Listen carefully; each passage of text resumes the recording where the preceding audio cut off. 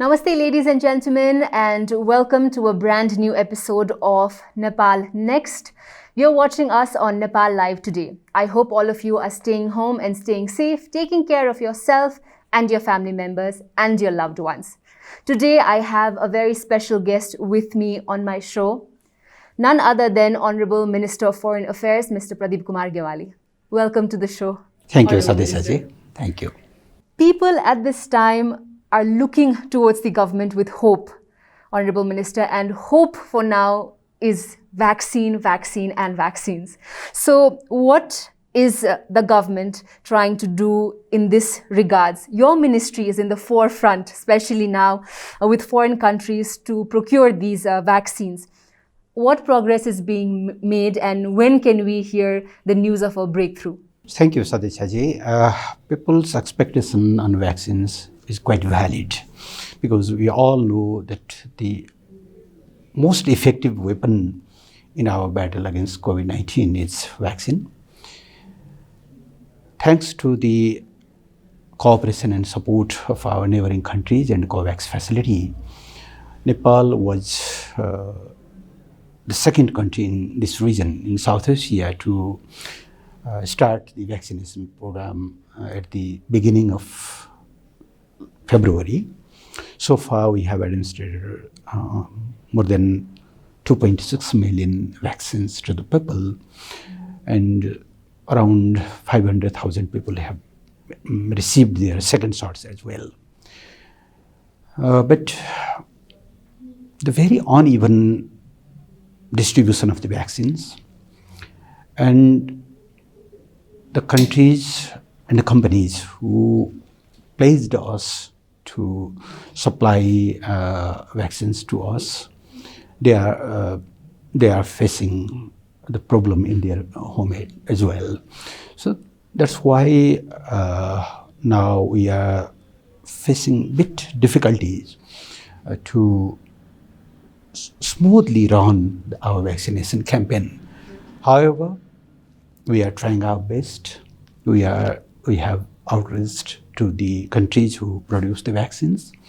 We have time and again due the attention of WHO and COVAX facility to fulfill the commitments, and we have put all the efforts and our energy to secure the vaccination program. Like you rightly mentioned, it was very fortunate that Nepal was the second country in this region to start vaccination in last year's February. But despite being one of the pioneers in that vaccination process, many Nepali citizens are still awaiting their second dose of the Covishield vaccine that they took. All of them are worried now if they will even be able to get the second dose. What do you say to those Nepali citizens who are waiting with hopeful eyes? We administer the Covishield to the frontline health workers, security personnel, and the people above the 65 years. Though we have been able to provide the second dose to the frontline health workers, but the population, our senior citizens above the 65 years, they are eagerly waiting. We all know that we have already dealt procurement agreement with Serum Institute of India to have the 2 million vaccines. The first batch of the 2 million, it means the 1 million we have already got, but the second 1 million consignment has not been arrived yet. In the meantime, we all know India itself faced very unprecedented type of surge of COVID-19 second wave. And in this situation, the court and the government decision for not allowing the export of the vaccines have created some problem. We have frequently talked to the government officials in India, they have assured us that we have noticed Nepal's demand and Nepal's difficulty. We will take this note positively. And we have also reached to the UK government as well, because it itself developed the AstraZeneca, and we have asked UK government, and even we have asked the US government, which have already booked 60 million of AstraZeneca, and some of its consignment is already there. And as US government is not administering the AstraZeneca to their citizens, the surplus vaccines should be distributed to the needy countries and needy societies, and we have asked them to put Nepal in priority. And during my conversation with Deputy Secretary of State Wendy Sherman, she assured me that Nepal will in priority list. They have shared that they are in the process of internal approval. Once the internal process for authorization is concluded, then they can send the vaccine as well. Honorable Minister, like you rightly mentioned, our neighboring country, India, also suffered a lot during this second outbreak of the COVID-19 vaccine or the virus. But people also say that Nepal's situation is also, if not same, I think we're worse than our neighboring country, India. But would you agree that enough highlight has not been put on to Nepal?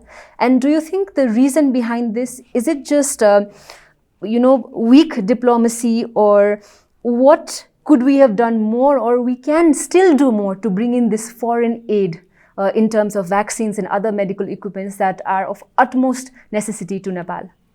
Entire South Asia is facing a very difficult challenge of the new wave. Definitely, by the size of the population and other regions, international media put their attention widely to the Indian situation. But that doesn't mean that we have overshadowed. We have been overshadowed. Since Nepal also witnessed the second wave, we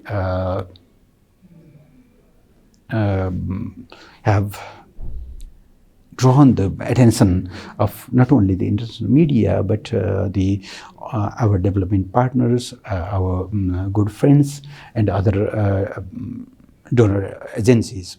If you look the news, our press releases of since 2 weeks, you can easily judge that entire world has been come forward with very generous support, wide support to our fight against COVID-19.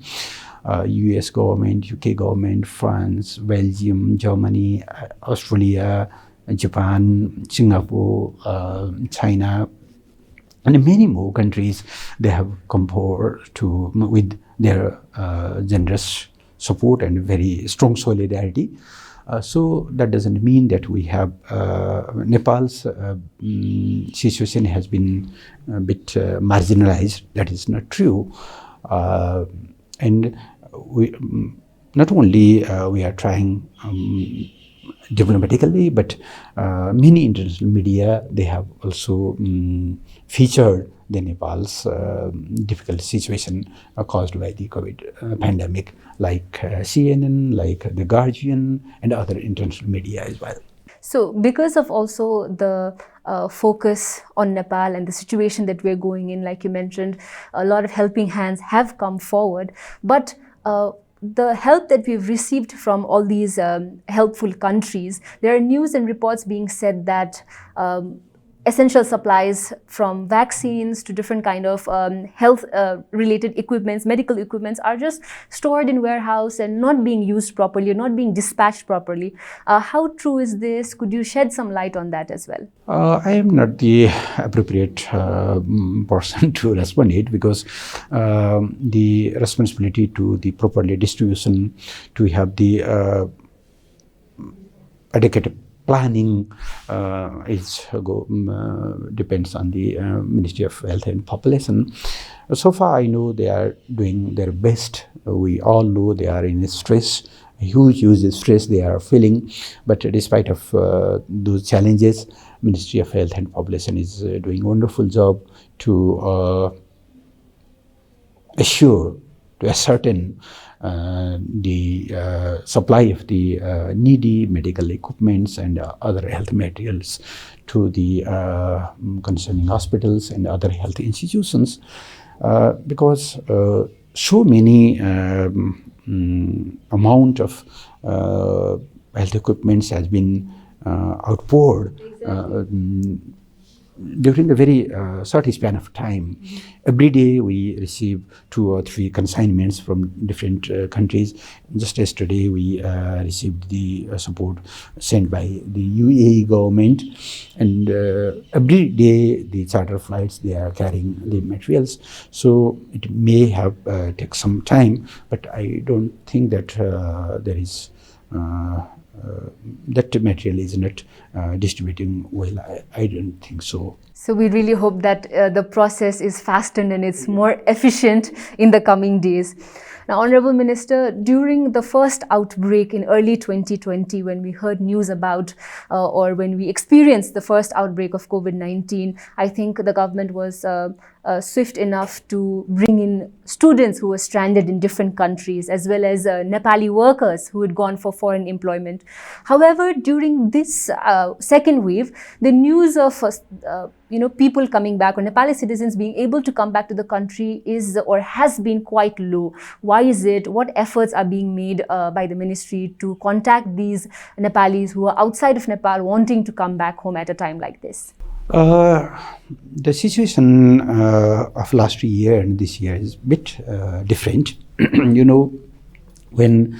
the COVID pandemic spread by February last year, almost all countries, they introduced restrictive measures.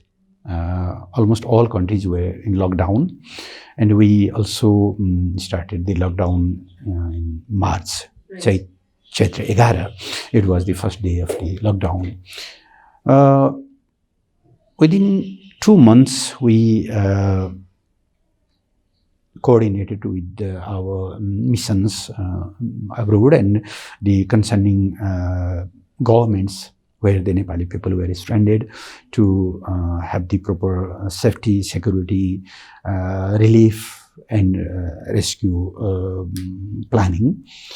And then by the second week of the June, then the government of Nepal started to the repatriation and the rescue of the stranded people. That means we managed almost 3 months them in their respected countries and their working place. We are just have entered in the 5th week of the lockdown, and many countries, they have relaxed the restrictive measures. If you look the situation in Gulf region, almost major sector of the economy are open. That means that Nepali people are not facing similar type of difficulties as they faced last year.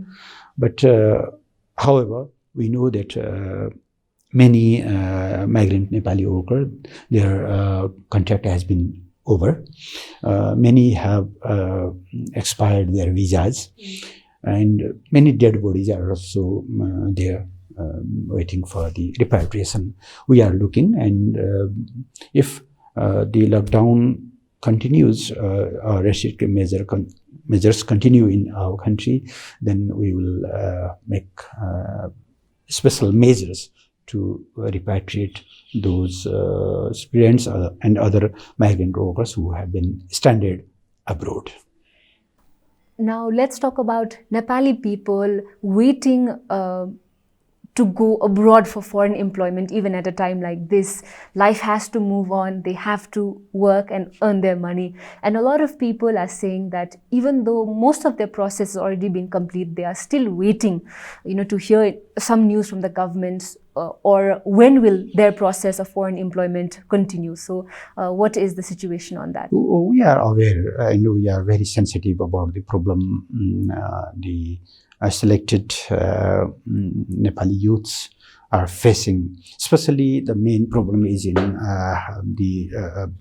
among the youths who have been selected in the EPS program for South Korea.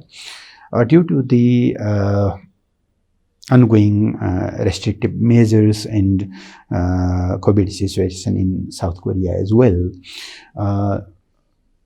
the government had not been opened their job markets to Nepali youths so far.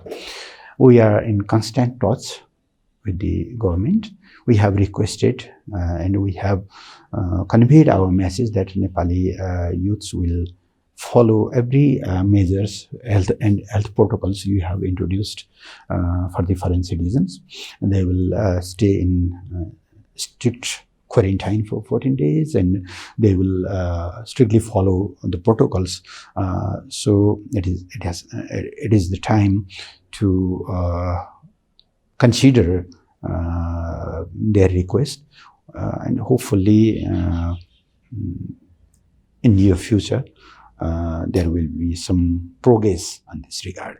Government is sensitive about the request and problem of the Nepali youths who are aiming to go abroad for their jobs and employment. Lastly, what message would you like to give to the Nepalese who are, hoping and waiting for the vaccine? Some reassuring message from your side. Government has already made its commitment that every Nepali people will be vaccinated. Government is fully committed on its place. We are trying our best. We should be careful while discussing the issue of the vaccines, that it is not a situation. Especially I would like to convey our media friends that we should not mislead our readers or audience like vaccine is easily available, like other apparels, electronic goods, other foodstuffs. And if you have the money and you can fly, you can collect as required as you want. That is not true. There is a huge gap between the demand and supply, the production and requirement, and we are trying our best. We have requested the major countries who produce the vaccines. They have sent the positive messages.